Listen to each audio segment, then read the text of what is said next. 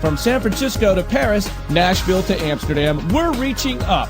This is John Fass in San Francisco, and we're reaching up again this week with music, some cool wisdom, and special guests. Hi, this is Natalie Grant on Reaching Up with Dawn. Natalie, what a pleasure to meet you. I really enjoyed and got in the spirit because you did quite a worship set. Oh, thank you very much. Thank you.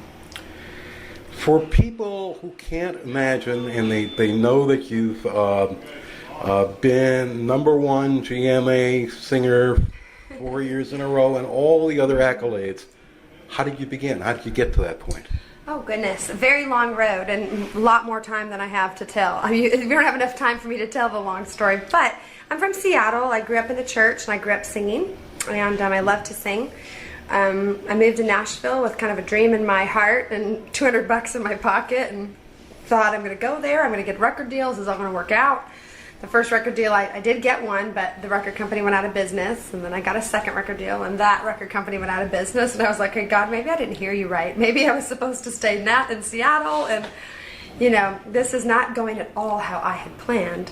But a lot of times it doesn't go how we plan, but it always goes how God plans. And it was an incredible testing for me to really realize why I was doing what I was doing and getting to know more about who God is and the nature of who He is, and that He really cared about me. He hadn't deserted me. He was preparing me.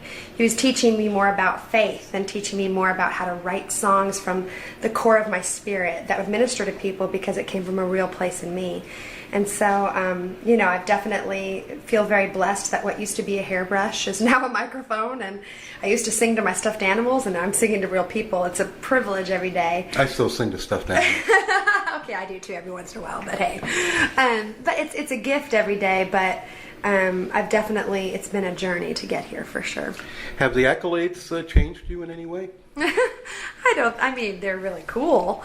I think it's really special that, you know, your peers honor you and recognize that what you're doing matters, and they say, but at the same time, you have to hold it very loosely because it's always going to be somebody else's turn. And if you build your career and your ministry and your life on an award or a good press release, then it's going to crumble pretty quickly when that goes away. So you have to build it on something far greater than that. So yeah, it's been really special. It's felt great, but I don't think it's changed me at all. And I think if anything, it's taught me more humility, because I think, oh goodness, to whom much is given, much is required. So God must be requiring a lot of me because He's blessed me with much. So you have a lot of gratitude. A lot. A lot of gratitude. I'd like you to tell our audience a couple of things, projects. First, what's the Love Revolution? The Love Revolution is a new project coming out August 24th, and it's, you know, songs that I've written and that are very dear to me, but it's more than just, you know, a set of songs. For me, it's more about a movement, more about compelling people. Half of the record is more praise and worship, and I want to compel people to return to their first love, and as they do, they'll have a revolution of their heart. And as we have a revolution of our heart, we can then revolutionize our families and our marriages and our workplaces and our schools. And I want the music to compel people to do that. We only have one life, and I really want to compel people to live out the gospel, to not just tell people about it, not just go to church on Sunday and have that be the extent of it, but to live the gospel out loud. You know, God says to love God and love people, and that's pretty much the simplicity of the message. You have an interest in, a passion for a group of people that I have a passion for too. In fact, I've worked with Not For Sale, which you may have heard of. Mm-hmm. But tell us about your foundation. The foundation is called the Home Foundation, and I founded it back in 2005 after a trip I took to India that really radically changed my life. And I've been on a lot of missions trips, and they all change you in some way or another. This profoundly changed me, and I've never been the same. I saw little girls 4 and 5 years of age that were for sale on the street. I saw a little girl in a second-story window that was in a cage. I mean, these are things I saw with my own eyes. And then I came back to America, and I thought, okay, I've got this platform that God has given me. I have this audience, and I want to tell people about the reality that slavery still exists today. There's more slaves in the world today than at any other point in history. Most people think that it was abolished, but it wasn't. And it's the most innocent among us, and the most innocent among us are being ravaged by the worst kind of evil. And then when I came back, I learned it wasn't just India or Thailand, or it's in the United States. It's right here. There was a news report in Nashville, where I live, and they had broken up a brothel with 10 girls under the age of 15. And it was 1 mile from my front door. So it was no longer across the world, it was literally across the street. And so the foundation has started a domestic shelters program. There's not near enough shelters for these young girls and women to come to after they've been rescued, or if they want to run. There's no place for them to go.